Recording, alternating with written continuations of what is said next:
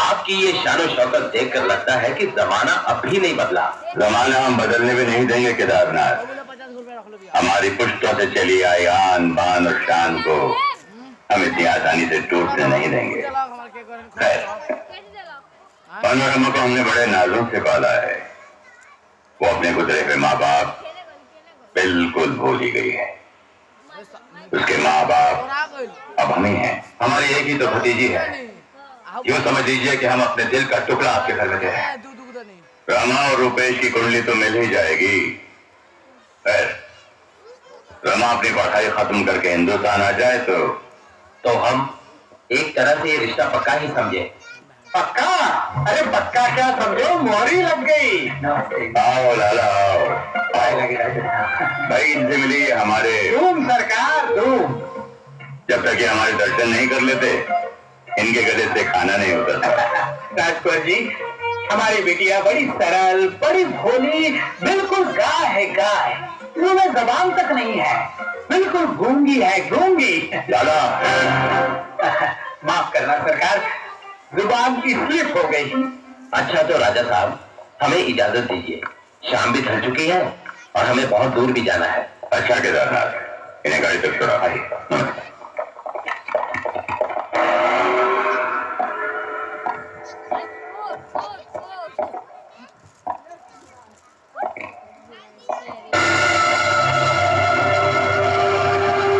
छोटे राजा।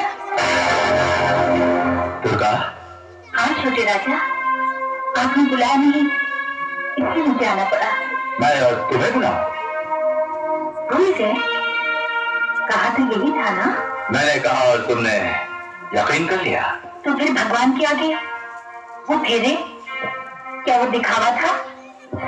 छल था? दुर्गा, जितनी तरह की लड़कियां होती है ना, उतने ही तरह के जाल बिछाने पड़ते हैं। कोई पैसों से खुश हो जाती है, कोई तोहफा है, पर तुम उन सब से अलग थे। इसीलिए तुम्हारे साथ शादी का ढोंग करना पड़ा। देखो दुर्गा, रात गई, बात गई। वो रात नहीं गई छोटे राजा, वो रात मेरी कोख में तुम्हारा वंश बनकर पल रही है। मैं तुम्हारे बच्चे की माँ बनने वाली हूँ। मेरा बच्चा? क्या सबूत है तेरे पास? भगवान जानता है कि ये किस पत्थर के भगवान की बात कर रही है तू? ओके, जिसे खुद मंदिर छोड़कर दर्शन देने के लिए रोज हमारी चौखट पर आना पड़ता है। मेरा विश्वास करो, मेरे पेट में तुम्हारा ही बच्चा है। बच्चा मेरा है ये मैं कैसे यकीन कर लूं? कौन जाने मुझसे पहले उस हरामजादे के माथे पर और कितने पापों की मोहर लग चुकी है। रणबीर!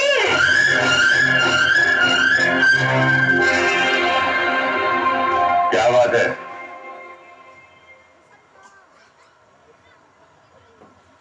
राजा साहब, ये औरत कहीं से अपना मुंह काला करके आई है और अपना कलम छोटे राजा बाबू पर थोपना चाहती है। चिल्लाती है, कहती है कि लाला तुम अंदर जाओ।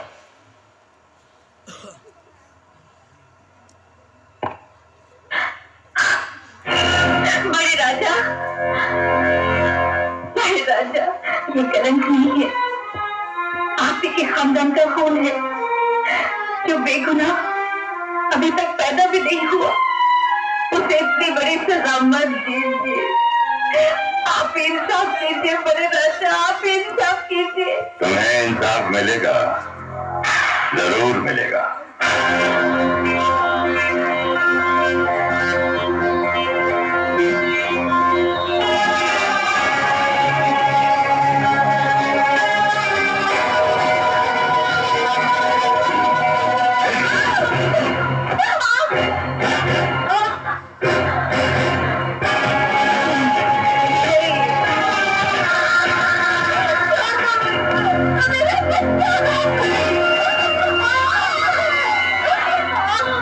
तूने कहा था ना ये मेरे भाई का पाप है, ले अब ये भी धुल गया।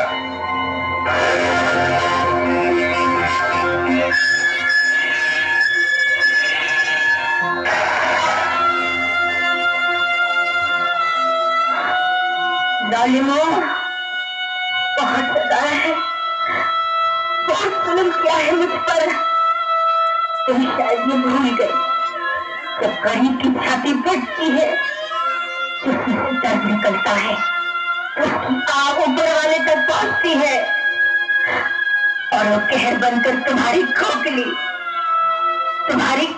शान को चूर चूर कर देता है। मेरी एक एक बद्दुआ ऊपर वाले की लाठी बनकर तुम पर बरसेगी।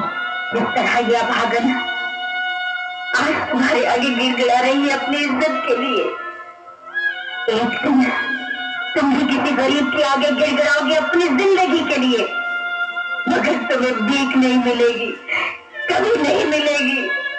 तुमने मेरे खून से अपना फर्ज धोया है रणवीर सिंह, मैं तुम्हारे खून से अपने बाल धोऊंगी और इन्हें तब तक नहीं बांधूंगी जब तक मेरा घात सच नहीं हो जाता।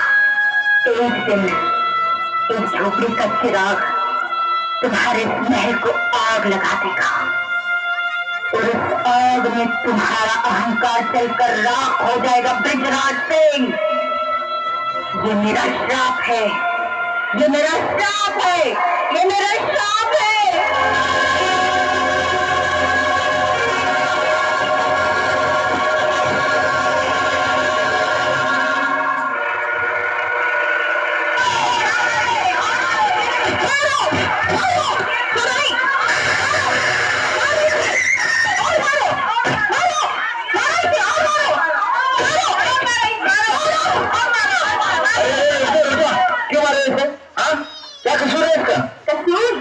दीवानी हो चुकी है, पागल हो चुकी है, दिन रात अपने आशिक का नाम रटती रहती है। तो क्या हुआ?